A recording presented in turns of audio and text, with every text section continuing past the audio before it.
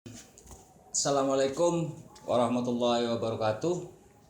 Jumpa lagi dengan saya Pak Yayak di materi PJOK, materi pelajaran PJOK. Oke, kali ini saya akan menjelaskan bagaimana kita melaksanakan kompetisi. Nah, apa yang dimaksud dengan kompetisi? Oke, kita jelaskan satu persatu.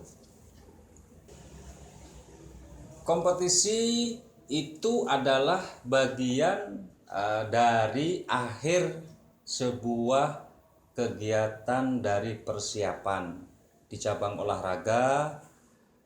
Tentunya masing-masing cabang olahraga akan diakhiri atau endingnya adalah mengikuti sebuah kompetisi. Tentunya masing-masing cabang olahraga itu kompetisinya berbeda-beda. Di cabang permainan tentunya akan berbeda dengan cabang-cabang olahraga yang lain. Nah, oke ya, kompetisi akan saya bagi menjadi beberapa bagian. Tentunya dilihat dari sistem pertandingannya. Ya, kompetisi adalah pertandingan. Bisa juga kita artikan kompetisi adalah sebuah pertandingan. Nah, di awal tadi saya jelaskan bahwa pertandingan kompetisi itu disebut juga dengan ending dari sebuah persiapan atau latihan-latihan itu. Nah, saya bagi menjadi 3 ya kompetisi itu. Yang pertama adalah perlombaan. Ya, perlombaan tentunya. Nah, yang kedua kita sebut dengan pertandingan atau kompetisi itu sendiri. Tentunya kompetisi yang berbentuk perlombaan akan berbeda dengan kompetisi yang berbentuk pertandingan. Bedanya apa? Di sini. Kalau perlombaan itu satu arah. Ya, satu arah. Jadi kalau ke barat semua. Tidak ada yang ke timur. Nah, beda dengan kompetisi yang berbentuk pertandingan. Maka kalau kompetisi yang berbentuk pertandingan itu satu ke barat, satu ke timur. Jadi berlawanan arah. Jadi antara A dengan B itu saling beradu. Oke, paham ya? Kalau perlombaan itu adalah satu arah. Jadi semua peserta akan menuju kepada satu arah. Itu namanya perlombaan. Kalau kompetisi adalah dua arah berhadapan. Nah, tentunya dari sini sudah akan ada gambaran bagi kalian semua. Bagaimana bentuk perlombaan? Apa saja yang dilombakan? Apa saja yang dipertandingkan? Dari video ini Anda sudah bisa mengambil kesimpulan bahwa ada perlombaan, ada pertandingan. Oke ya, paham ya? Kita ambil salah satu contoh saja. Kalau lari ya, bersepeda itu adalah sebuah perlombaan, bukan pertandingan bersepeda atau pertandingan lari. Paham? Nah, yang kedua, yang tadi yang disebut dengan pertandingan. Kalau sepak bola kita sebut pertandingan sepak bola. Kalau catur kita sebut pertandingan catur, bukan perlombaan catur. Kenapa? Karena ada dua arah. Satu lawan satu, A lawan B. Oke, sampai di sini jelas ya. Nah, berikutnya adalah pertandingan.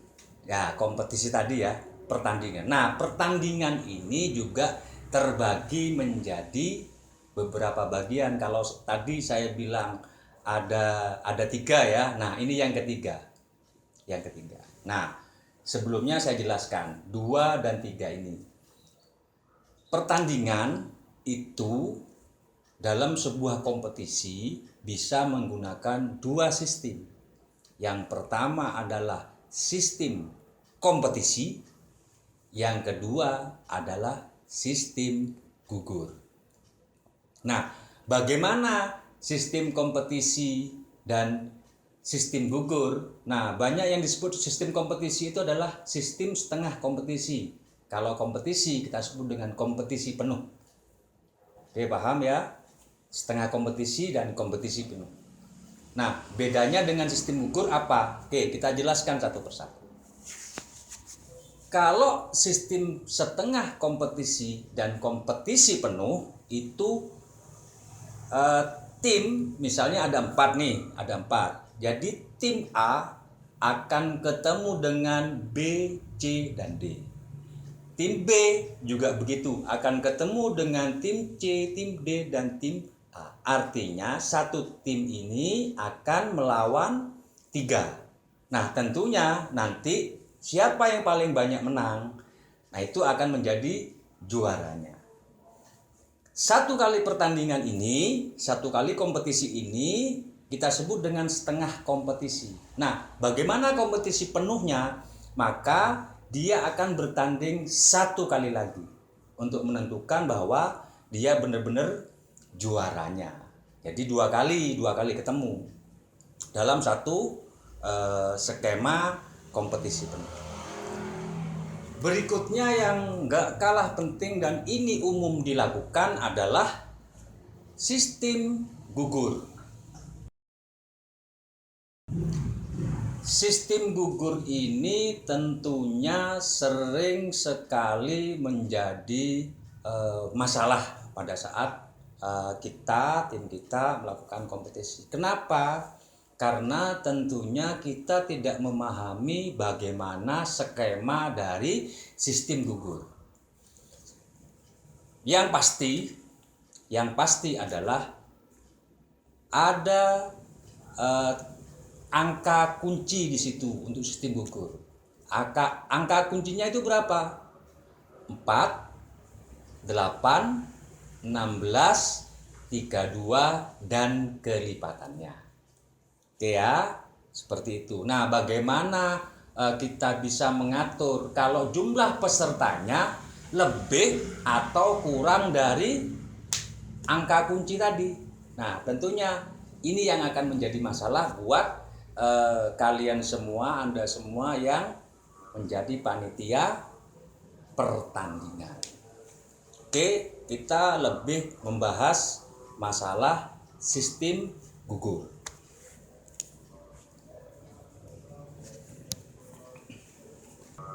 Seperti sudah saya jelaskan tadi bahwa pada sistem gugur itu yang menjadi angka kunci adalah angka 4, 8, 16, 32 dan kelipatannya.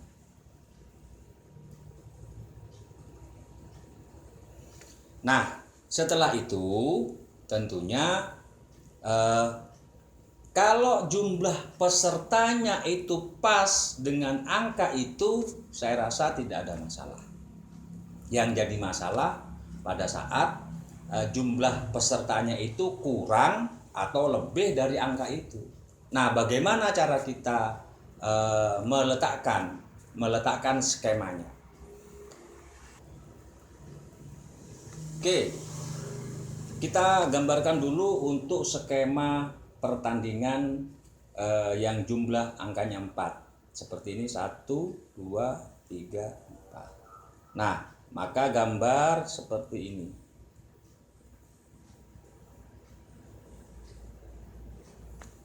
Ini gambar skema untuk jumlah dari 4. Nah, kalau terjadi ini kalau 4, kalau 8 akan seperti ini. 1, 2, 3, 4, 5, 6, 7, 8. Ya, artinya skema tadi digandakan begitu aja. Ya. Ini juaranya. Nah, 16 berarti jika ada 16 berarti ya 2 kalinya ini. Kalau 2 kali 8 skemanya pasti seperti ini. Perhatikan ini harus lurus, ini juga harus lurus.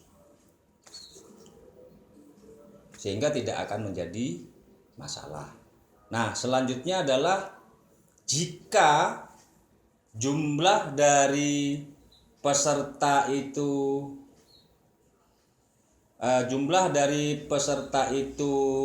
kurang dari 8, maka skemanya akan kita pakai 8. Misalnya jumlahnya 7. Jumlah pesertanya itu 7.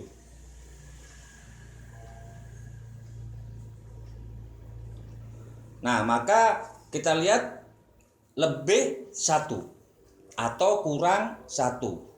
Ya, kurang 1 dari angka 8. Ya, lebih 1 dari skema. Maka di sini bisa kita pakai untuk skema 8. Terus yang 1 bagaimana? Yang 1 kita beri peserta kosong. Nah, peserta kosongnya ini kita sebut dengan by. Caranya bagaimana dan tempatnya bagaimana? Tempatnya bisa ditaruh di angka 8 atau ditaruh di angka 1. Terserah panitia mau taruh di mana. Oke ya. Selanjutnya adalah kalau 2 bagaimana? Kalau 2 juga sama. Kalau jumlahnya 6 misalnya. Kalau jumlahnya 6, peserta 6, maka kurang 2. Kalau kita ngambil 4 berarti lebih 2. Kalau 6 kita bisa pakai by di atas dan by di bawah. Oke, paham ya? Nah, seperti itu tentunya ini akan jadi masalah jikalau nanti jumlahnya akan lebih banyak. Kita contohkan sekali lagi bagaimana kalau jumlah pesertanya adalah 14. Tentunya kalau jumlah pesertanya 14 berarti kita ambil ke yang dekat, angka kunci yang paling dekat. Kalau angka kunci yang paling dekat itu adalah 16. Kalau angka kunci jumlah pesertanya 14 tentunya lebih dekat kepada angka 16. Berarti kita buat 16 di sini.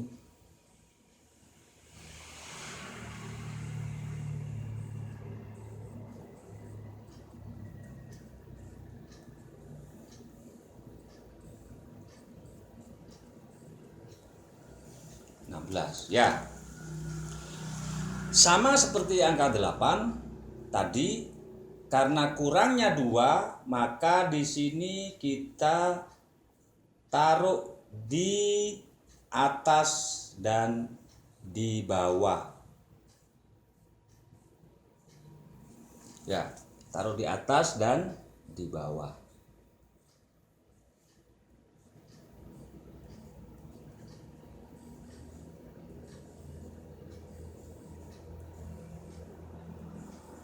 Seperti ini.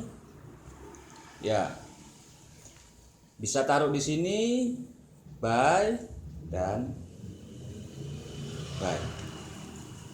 Oke, tidak ada masalah. Sama dengan kalau kita ambil rata-rata di sini, berarti kan kalau 16 8-nya ada 2. Ya, 8 dan 8, 16. Yang atas itu kurang 1, yang bawah kurang 1. Nah, jika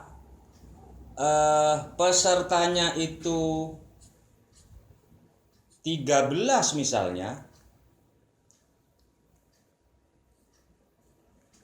13 maka bisa ditaruh di atas, di bawah, dan di tengah. Nah, di tengah ini bisa ambil sebelum 8 atau setelah 8. Nggak ada masalah. Ya, di sini by, ya, atau di angka 9, atau di sini juga boleh. Yang jelas jumlahnya 17. Nah, yang jelas jumlahnya 13. Oke, seperti itu. Paham ya untuk by. Nah, Bagaimana sekarang yang jadi pertanyaan, bagaimana jikalau jumlah pesertanya itu lebih sedikit dari kata kunci? Misalnya 9 ya, atau 10 ya. Kalau lebihnya sedikit dari kata kunci, maka cara membuat skema dari sistem gugur itu adalah berapa jumlah pesertanya, itu yang kita tulis. Kalau 10 misalnya 1, 2, 3, 4, 5, 6, 7, 8, 9, 10. Kita tulis 10. Nah, tentunya ini lebih 2. Kalau lebih pesertanya 2, maka kita harus membuat pertandingan pendahuluan. Ya, jadi di sini 1 dan 2, 9 dan 10 itu harus dipertandingkan dulu. Selanjutnya adalah seperti ini. Bagaimana untuk posisi 4, 5, 6, dan 7 ini masuk ke babak atau babak pertama? Maka skemanya harus lurus dengan ini. Ini yang akan selalu menjadi masalah. Ini yang akan selalu jadi masalah. Ya, kalau si 4 dan 5 itu ditaruh di sini, ya.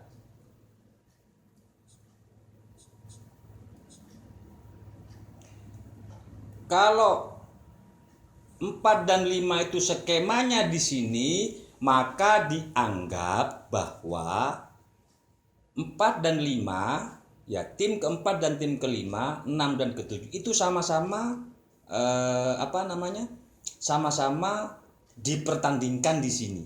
Padahal 4 dan 5 itu sudah masuk ke babak berikutnya.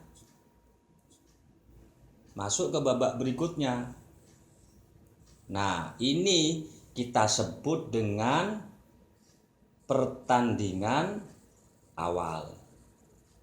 Ini juga sama, pertandingan awal.